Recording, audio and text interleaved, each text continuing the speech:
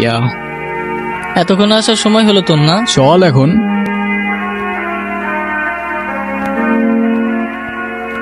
আর কত দূর রে ভাই? 3 কিলোর মতো। আসো, আরো গ্রামে আসো, অনেক মজা না? আসল জীবন শিখাবো আমারে তুমি।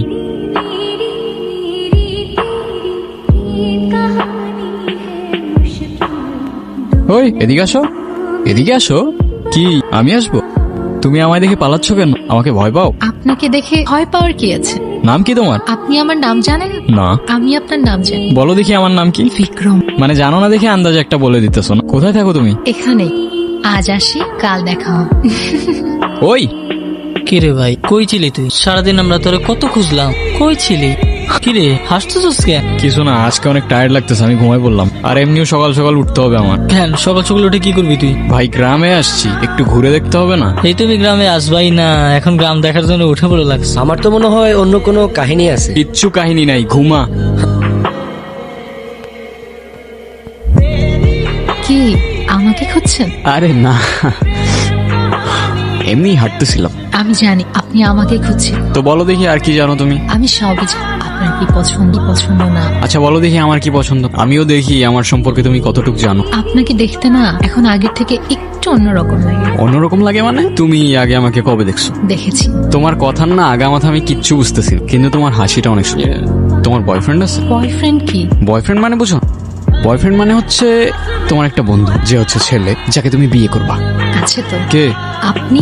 এই যে আমি ঠিকই জানতাম তুমি আমার সাথে মজা করতেছো। আচ্ছা চলো আমার বন্ধুদের সাথে তোমার পরিচয় করাই দিই। না, কেন, কি সমস্যা? আমি তো কারোর সাথে কথা বলি না। কেন? আমার শুধু আপনার সাথে কথা বলতে ভালো লাগে। জানেন, আমি অনেক বছর ধরে অপেক্ষা করে আছি কেন, কিসের জন্য? একটা কথা বলার জন্য। কি কথা? কাল বলি। আচ্ছা। নির্জন, কিরে ভাই মন কই থাকে তো? কতক্ষণ ধরে ডাকতেছি। ও প্রেমে পড়ছে। ভাই তোর আমারে নিয়ে এত গবেষণা করতে হবে না। কি কি ভাবতেছো? আপনার আজকের দিনটা মনে আছে? কি আজকের দিন? নিজেই মনে রাখতে বলে নিজেই ভুলে গেলেন। তুমি আবার শুরু হয়ে গেছো না? এই যে তোমার এই কথাগুলো আমি বুঝতে পারি না কেন বলো তো?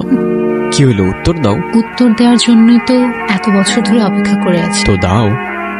আমিও আপনাকে ভালোবাসি। সেদিন ভয়ে আমি আপনাকে বলতে পারিনি, কিন্তু আমি সব সময় শুধু আপনাকেই ভালোবেসেছি।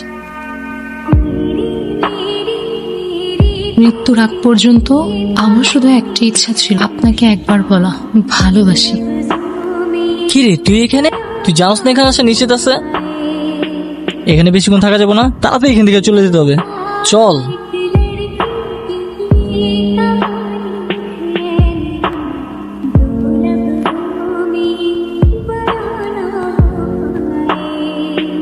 বিক্রম, দলিত অচ্ছুত ও মানুষ না, ওর এই গ্রামে থাকার কোনো অধিকার নেই। বেরো আমাদের গ্রাম থেকে, বেরো। তো দাদা কেমন লাগলো আমাদের গায়ে এসে? কিছু বললেন না তো? অসাধারণ, তোমাদের গায়ের আতিথেয়তায় আমি মুগ্ধ। তো দাদা পুরো গাটা ঘুরে দেখেছেন তো? হ্যাঁ দেখেছি, কিন্তু বুঝলে ওই দিকটায় আমার এখনো যাওয়া হয়নি। ওই দিকটায় কারা থাকে? ওই দিকটা কেউ থাকে না দাদা, ওই দিকটা যাওয়া বারণ আছে। কিসের বারণ? আমাদের গায়ে প্রশ্ন করাও বাদ। এটা বারণ, ওটা বারণ, বড় আজব তো তোমাদের গা। দাদা আমরা আসি, সন্ধ্যার আগে বাড়ি চলে যাবেন কেমন?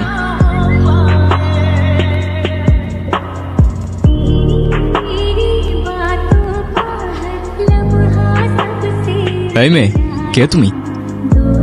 এই অবেলায় এখানে কি করছো? তোমার বাড়ি কোথায়? ভয় পেও না, আমি তোমার ক্ষতি করব না। আমি বিক্রম শেখ। এই গায়ে কিছু কাজে এসেছি। কেউ কারোর পরিচয় দিলে নিজের পরিচয়টাও দিতে হয়। কথা বলতে পারো না?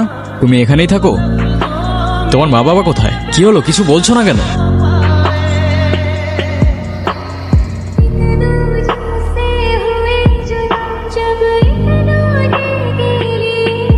তো দাদা গায়ে আর কতদিন আছেন?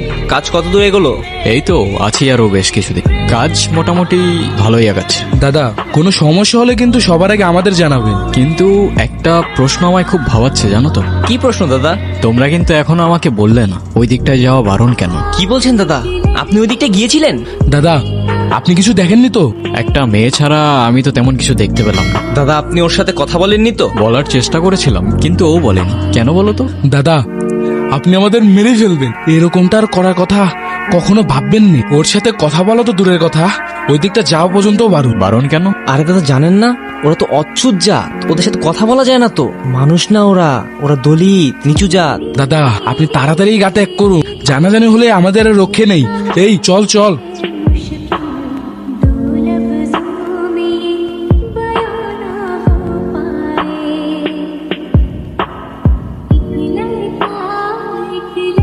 ভয় পেও না, মনে আছে আমাকে? তোমার নুপুর।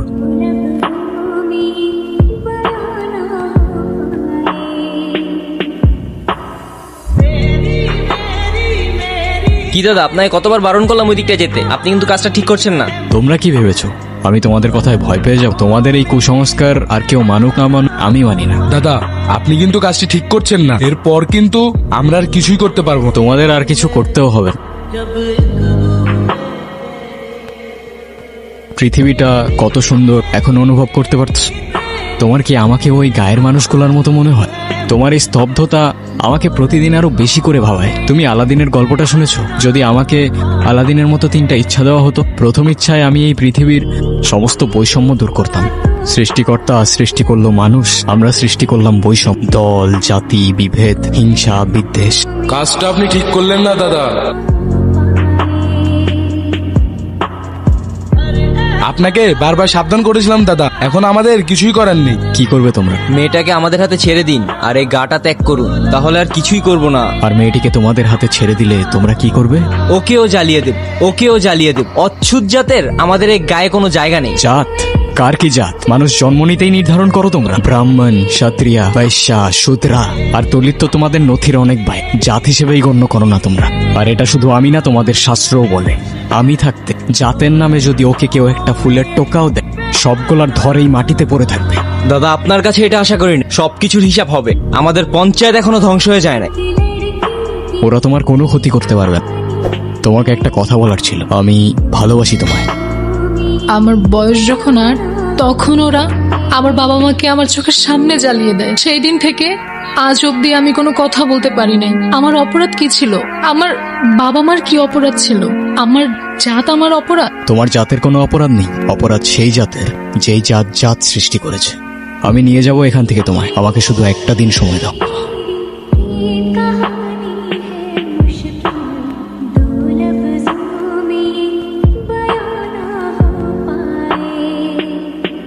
দাদা আপনি হয়তো ঠিক ছিলেন, আমরাই ভুল ছিলাম, আমাদের মাফ করে দিবেন দাদা। তোমরা তোমাদের ভুল বুঝতে পেরেছো, এটাই অনেক। আপনার চিন্তা ভাবনা হয়তো ঠিক ছিল, কিন্তু আমরা আমাদের সমাজে অচ্ছুত জাতের কোনো জায়গা দিতে পারবো না।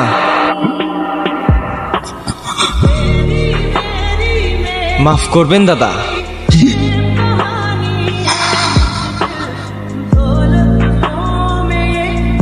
জাতি, বিভেদ, বর্ণ, গোত্র মানুষ আজও ছাড়তে পারে নাই। মানুষ বললে ভুল হবে, আমরা মানুষ নামের ছাই। আমার পায়ে শুধু রক্ত। আমি যেই রাস্তায় চাই সেই রাস্তার মোড়ে মানুষরূপী জন্তু দেখতে পাই।